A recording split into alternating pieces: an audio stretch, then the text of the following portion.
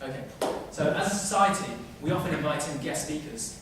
Sometimes they're here to train, to provide training, and other times they're here to share a fascinating topic. Tonight's guest speaker is from Toastmasters North Avon Speakers Club. Would everyone please give a warm welcome to Mr. George Smith.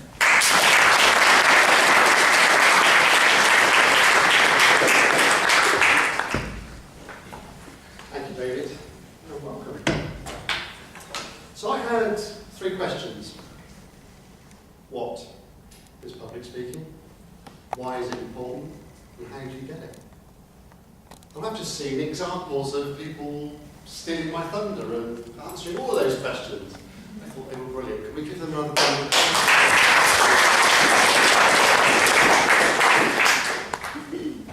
Now I have a son. He's 25. He's been to university. Lived to tell the tale. I said to him before I left, Matt, give me some advice. There's going to be all these students there. Give me some advice. And he looked up from killing people on his latest game. And he said, Dad, act your age. I'll act 53. I don't know quite how one acts 53. Anything else? Dad, don't be funny. Because you Anything else? Dad, don't be a smart ass. So I left the house, slammed the door behind me. He ran to the door. I heard the door open and I thought, great, words of encouragement. At last, he's got away from the game. He's come to the door to shout out words of encouragement to his dad. Good luck, none of them will be listening anyway! So let's have a show of hands. Would it be useful if this evening I taught you how to influence people? Yeah, okay, you put your hands down. Would it be useful if I taught you how to influence people to come on holiday with you? Okay, so all of you that got your hands up, have a look round at everyone else that's got their hands up. That might be a clue for your audiences. Would it be useful if I taught you how to get people to smile at apples? I was going to say that one's a bit weird, but there's a few hands, but well done to those of you that are interested. So it's a little bit about getting to know your audience. So I think there might be more hands going up this time. Would it be useful if I told you how you could influence someone to give you a job?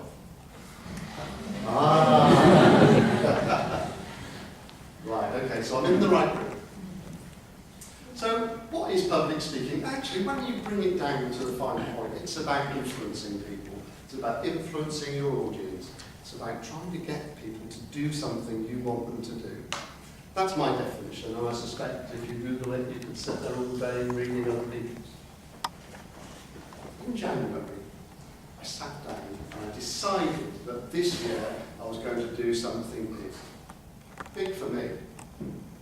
I decided I was going to ride my bike from Land's End to John Roads.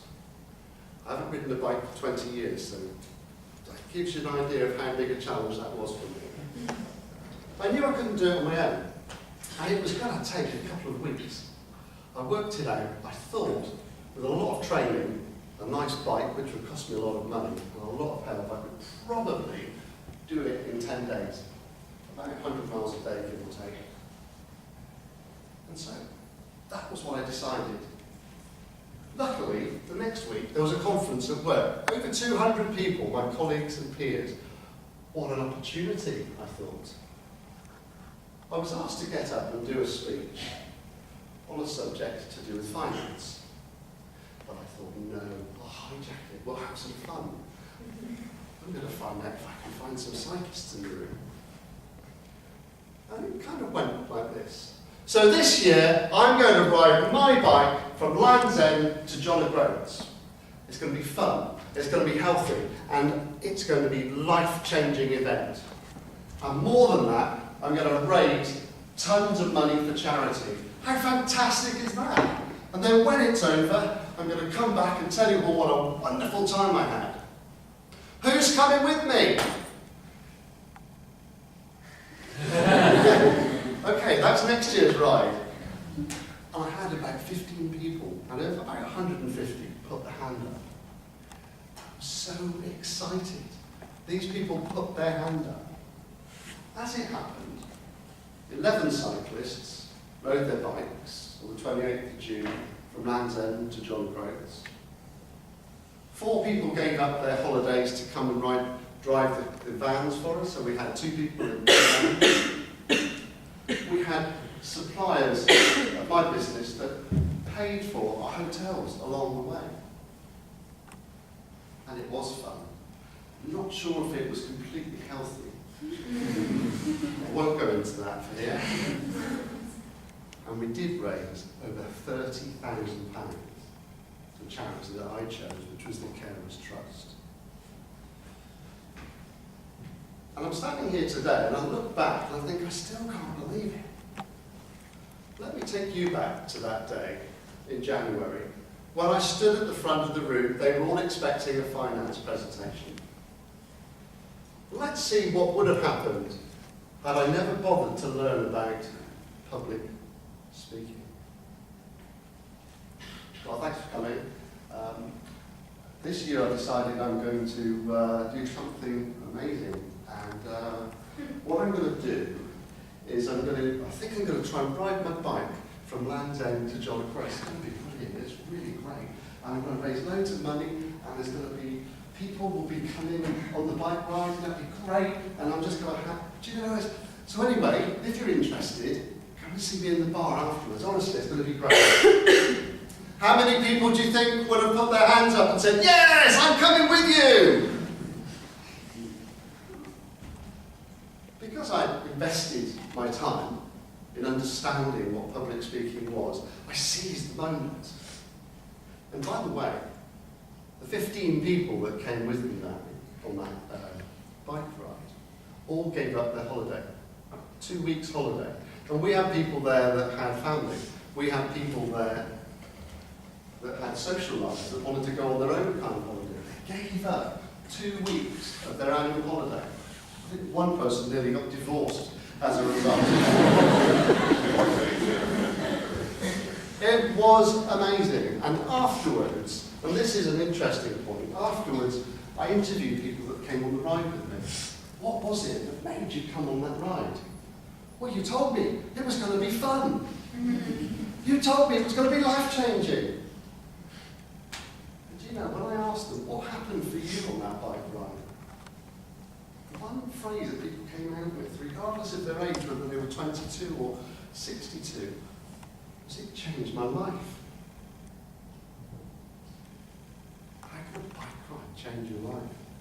It was just a great experience, and it's what we created. And I influenced all those people to come on holiday with me. So, who was it that put their hand up and said they'd be interested to know how to get people to come on holiday with you? Well, there's the answer. That's not quite what you expected. In the end, we raised £30,000, and that was down to my public speaking skills, I believe. Okay, another show of hands, if you don't mind. Has anybody got an iPhone? Anybody? Keep your hand up. Has anybody ever seen an iPhone? I should imagine everyone's hands will be up. Has anyone ever heard of an iPhone? Has anyone ever walked past the Apple Store? Yes! Good old Steve Jobs. But that was a speech for another day. I walked into the Apple Store for the first time. And my son had asked me to get him a cable to connect 2 items together. And I thought, I've been in these shops before, these techie places. I know what will happen. I'll go in looking for a cable, and I'll come out with a washing machine. So I was wary. I was looking for nice iPads. I'd just been given an iPad. His voice from behind me. "Hello, sir, can I help you?" "Does anyone work work in the Apple store, by the way? Put your hands up, we know who you are, no, used to. Got a smile on his face, he's looking forward to this one. It wasn't him. Funny thing about faces, when I came in downstairs, I had to try and find out I was in the right building, I was coming to the right room. I asked the young lady, and she said, let's go and ask the porter. It was very official. We knocked on the door, porter opened up. So I've come for the speaking club. He took one look at me and said, I don't recognise your face. It must be a really tight club, this. What he actually meant was, you're a bit old for the university. So anyway, this voice from behind me, hello sir, welcome to the Apple store, can I help you? My name's Tom. I was a bit taken aback because I thought, I'm not buying a washing machine, mate. What are you looking for? And I told him what I was looking for, and he gave me 3 options, the bottom, the middle, and the top price item. And I went for the middle price item. And I thought, right, okay, now I've got to go and queue up. And you've been in that shop.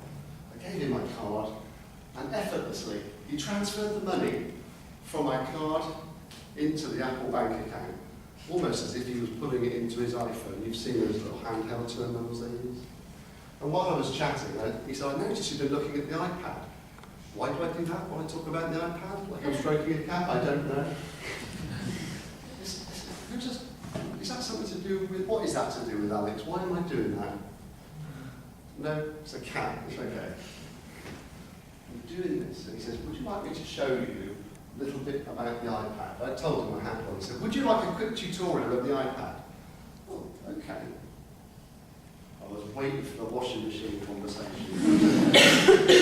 Anyway, he showed me a couple of things that really made it simple for me as a 53-year-old to understand how the iPad works. And I kind of went away thinking, well, I know a little bit more about this. And I didn't have to queue. And he didn't sell me something I didn't want. And as I left, he shook my hand and said, thanks, George, good to see you. See you again. And as I left, I was smiling. And I stood outside the Apple store looking at that giant apple, and I was smiling. I was laughing, actually. And to this day, every time I walk past an Apple store, I smile. They probably think I'm up to no good or something. People working in there. This 3-year-old man walking past smiling. And it was at that moment that I bought into the whole concept of Apple. So I've now got the whole lot, the iPad, the iPod, the Mac, not the television. I haven't used that yet, so at the end of that, there in the 3rd row, you can come give me a hand. And so, I kind of thought about this. Now, Tom didn't have to be that friendly and that helpful. I'm sure at Apple they don't take you out the back and punch you into kind of submission and tell you to be nice to people, do they? I kind of worked out that the people that work in the Apple shop are really enthusiastic, because by and large they're enthusiastic about what they do. And I've come away from that, and I've told my people that work in my team, how can we be like the people at Apple? And we've done some work around that. And what I've concluded is that you have to choose your attitude, really. Whether you're selling iPads or washing machines, cars or bread, it's about making a connection with someone. And he influenced me. It wasn't a public speaking class, but he influenced me to go away and make speeches about how wonderful Apple were and how we could learn from their customer experience. So that's how you get people to smile at an Apple. You exceed their expectations. Whatever it is you're doing, exceed their expectations. Anyone been in Nando's? Put your hands up. Have you ever been in Nando's? Yeah, put your hands up. Have you ever heard of Nando's? Put your hands up if you've ever seen a chicken. Right, all put your hands back down. None of us have actually seen a chicken, have we, apart from a logo. It's very controversial talking about chickens on the supermarket shelf. Okay. So I went to Nando's with a colleague. And do you know what? I'd done the McDonald's thing and stood in a queue and had the old, would you like to go large? Or would you like this, that, or the other? And actually, I wasn't looking forward to Nando's because I kind of got that it was the fast food and the chicken world. So we got to the counter, and the great thing was this guy that served me, well, he scared me at first. He had tattoos all here, and he had a vest on, and he turned his sleeves up, and he had these big earring things. I said, what are they called when you put the big earrings in your nose? I just have a quick scan. I'm not upsetting anyone here, but to be honest, I'm 53, and I looked at him and I thought he's going to be scary. And I got to him and he said, hello sir, can I help you? Anyway, the whole point of this conversation is that he gave me really great service. He didn't try and sell me something I didn't want, he tried to help me save money, and he explained the menu to me, which was really important. And I sat there smiling because this guy had given me great service, but I wasn't expecting it. And it kind of shows in his attitude as well. He wasn't selling sexy stuff like iPads and iPods, but he was influencing me. And I've been at a conference and I've talked about this guy, the guy that influenced me. The next time I went to the Apple store, guess who was working there? The guy from Nando's. But why was he working there? And I'll tell you exactly why he was working there, because the manager from Apple approached him, because this guy was giving great customer service. He wasn't selling Apple products, he was selling chicken, but it was about customer service. He had influenced someone. Well, it's public speaking, that was one. I'm trying to be influenced now if someone's going like this, so I'm going to hurry up a little bit at the end here. Why is public speaking so important? Because it will help you influence. It will help you, whatever year you're in, whatever stage in your career you're in, whether it's influencing your student colleagues, whether it's influencing your peers at work, whether it's helping you influence a career or even running your own business.